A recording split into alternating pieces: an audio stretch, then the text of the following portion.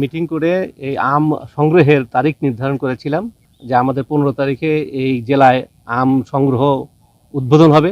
আমরা আজকে সেই কারণেই এখানে বাগানে এসেছি এবং আমরা এবার যে আমের ফলন দেখছি তাতে করে আমরা আশা করছি যে সবাই সন্তুষ্ট থাকবে, দামের দিক থেকে হোক, উৎপাদনের দিক থেকে হোক, সব দিক থেকে। এবং আবহাওয়া খুব ভালো এ পর্যন্ত গেছে, যে কোনো ধরনের প্রাকৃতিক দুর্যোগ ঘটেনি।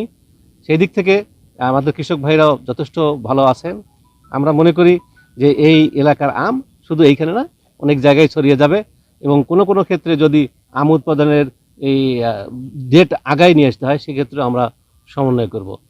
আমরা এই মৌসুমের আম সংগ্রহ আনুষ্ঠানিকভাবে শুরু করেছি।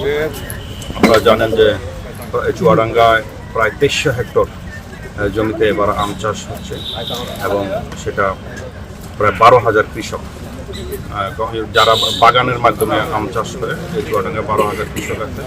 আমের উৎপাদন আনুমানিক 35,000 মেট্রিক টন এবং আমরা এই প্রচণ্ড গরমের কারণে আমরা হিমসাগর আমটা আগে পূর্বনির্ধারিত ডেট ছিল 22শে মে, সেটা আমরা 2 দিন এগিয়ে 20শে মে থেকে শুরু করব হিমসাগরটা। এবং আমের উৎপাদন এবার খুব ভালো এবং আশা করি কৃষক তার ন্যায্য মূল্যটা পাবে।